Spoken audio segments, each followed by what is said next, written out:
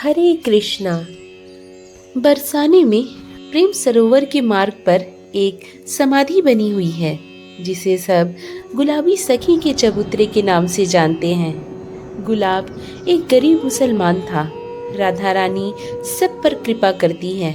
ये बरसाने में श्री जी के मंदिर में सारंगी बजाता था और जो पैसा मिल जाता था उससे अपना पेट पालता था। इसकी एक बेटी थी जिसका नाम था राधा। जब समाज गायन होता था तो वो लड़की बड़ा भाव विभोर होकर राधा रानी के सामने नृत्य करती। जब कन्या बड़ी हुई तो लोगों ने कहना शुरू कर दिया, गुलाब, अब तो तेरी बेटी जवान हो गई है, अब इसके लिए कोई लड़का देख। तो उस भक्त ने कहा कि राधा रानी की बेटी है, जब वो कृपा करेंगी तो शादी हो जाएगी। मेरे पास इतने पैसे नहीं है कि मैं व्यवस्था कर सकूं। लोगों ने कहा कि तुम लड़का तो देखो, व्यवस्था हम कर देंगे।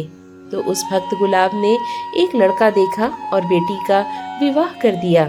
बेटी चली गई अपने ससुराल। 3 दिन हो गए पर बेटी को भुला न पाया। खाना पीना सब छूट गया, ना सारंगी बजाई, ना समाज गायन में गया। लेकिन एक दिन रात्रि को श्री जी के मंदिर के द्वार पर बैठ गया। ठीक रात्रि के 12 बजे उसे एक आवाज सुनाई दी। तभी एक छोटी सी बालिका उसे दौड़ती हुई दिखाई दी और गुलाबी सखी के पास आई और बोली कि बाबा, आज सारंगी नाय बजाएगो, मैं नाचूंगी।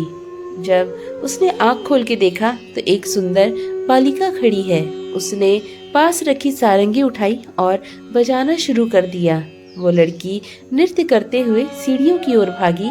गुलाब ने अपनी सारंगी रख दी और राधा राधा कहते हुए उस लड़की की ओर दौड़ने लगा। लेकिन इसके बाद वो वहाँ किसी को नहीं दिखा। कहते हैं कि वह स्वयं श्री जी में समा गया। लोगों ने सोचा कि इसका खाना पीना छूट गया था, कहीं ऐसा तो नहीं कि पागल होकर कहीं मर ही गया हो। लोग भूल गए और महीनों निकल गए। लेकिन एक दिन रात्रि में गोस्वामी जी राधा रानी को शयन करवाकर मंदिर की परिक्रमा कर रहे थे तो क्या देखते हैं, झाड़ी के पीछे से कोई व्यक्ति निकला। पुजारी ने पूछा कि कौन है। वो बोला, तिहारो गुलाब। पुजारी ने कहा कि गुलाब तो मर गया है। उसने कहा कि मैं मरा नहीं हूँ, श्री जी के परिकर में सम्मिलित हो गया हूँ। गोस्वामी जी ने पूछा कि कैसे। तो उसी समय गुलाब ने गोस्वामी जी के हाथ में पान की बीड़ी रखी, जो अभी अभी राधा रानी को शयन के समय भोग लगा आए थे। इतना कहकर वो झाड़ियों के अंदर चला गया और फिर कभी नहीं दिखा। आज भी बरसाने में गुलाब सखी जी की समाधि है, जिसे गुलाबी सखी का चबूतरा कहते हैं। आपके मन में ये प्रश्न हो सकता है कि उसने अपनी बेटी को याद किया था तो उसकी मुक्ति कैसे हो गई। राधा कोई साधारण नाम नहीं है, ये महाशक्ति का नाम है। जो राधा नाम लेता है उसके आगे भगवान विष्णु चलते हैं, पीछे भगवान शिव रहते हैं। दाहिने इंद्र वज्र लेके चलते हैं और बाएं वरुण उसके ऊपर छत्र लेके चलते हैं।